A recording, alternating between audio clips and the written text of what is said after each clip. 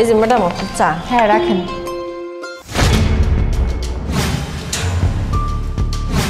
মা তুমি এখানে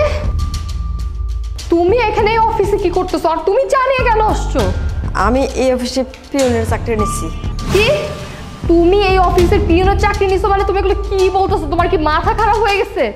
মানে আমরা এত বড় লোক, আমাদের এত সয় সম্পত্তি আছে, তারপর তুমি কেন পিয়নের চাকরি নিছো? মারে তোর উপর অনেক অন্যায় করছি, অবিচার করছি। তোর ভাইয়ের নামে সব সম্পত্তি লিখে দিয়ে সেরা আমি কি যে ভুল করছি। তোরে বাড়ি থেকে বাইর করে দেওয়ার পর মা আমি এগুলো কি শুনতেছি? আর ভাইয়া যা শুনতেছি এগুলো কি সত্যি? হ্যাঁ মা নাকি তোর নামে এই বাড়ি লিখে দিছে? হ্যাঁ, যা শুনেছিস তা ঠিক।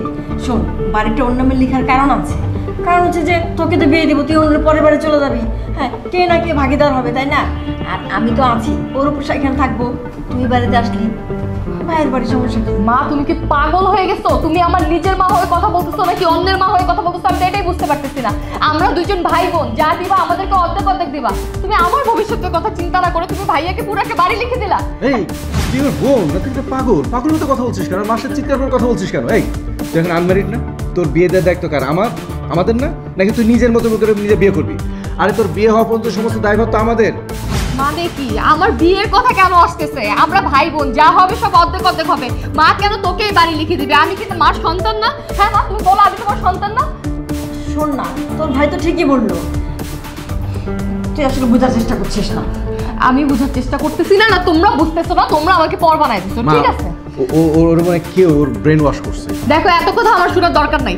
আমি তোমাদের জন্য অতিরিক্ত হয়ে গেছি, তো পথে কাটা হয়ে গেছি না। আমি এই বাড়ি থেকে চলে যাচ্ছি। আমি আর কোনোদিন এই বাড়িতে আসবো না। আর তোর মতো ভাইয়ের মুখ আমি আর কোনোদিনও দেখবো না। আর মা তুমি যা করছো না এর ফল তুমি ভোগ করবে, আমি বলে গেলাম। আরে যা যা যা, তোরও জন্য এই বাড়িতে আর কোনোদিন না দেখি। মা খুব ভালো করেছো। কোন একটা রাস্তার ছেলের সাথে বিয়ে করে চলে যাবে, বাড়িটাও চলে যেত। খুব ভালো করছো। আসবে 2 দিন পর সুর করে দেখবে আবার এখানে ঠিকই চলে আসবে। হ্যাঁ রাগ দেখায়। তোর ভাই বিয়ে করছে আর তোর বাইরে লেখা দেওয়ার কারণে তোর ভাই আর ভাইয়ের বউ মিল্লা আমার বাড়ি থেকে বাইর করে দিছে।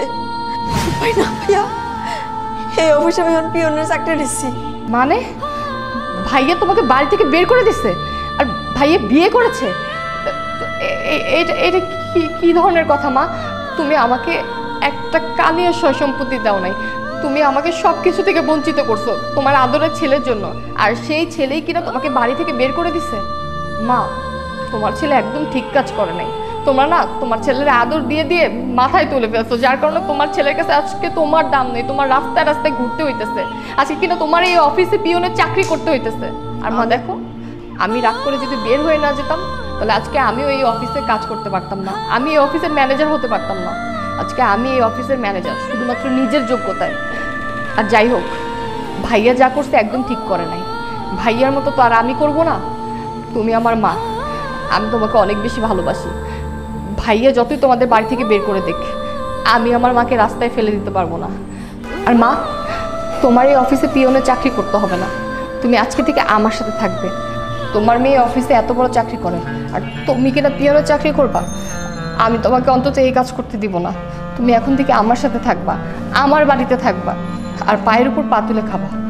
তুমি চলো, তুমি আমার সাথে আমার বাড়িতে চলো। তোমার আর এখানে পিয়নের কাজ করতে হবে না।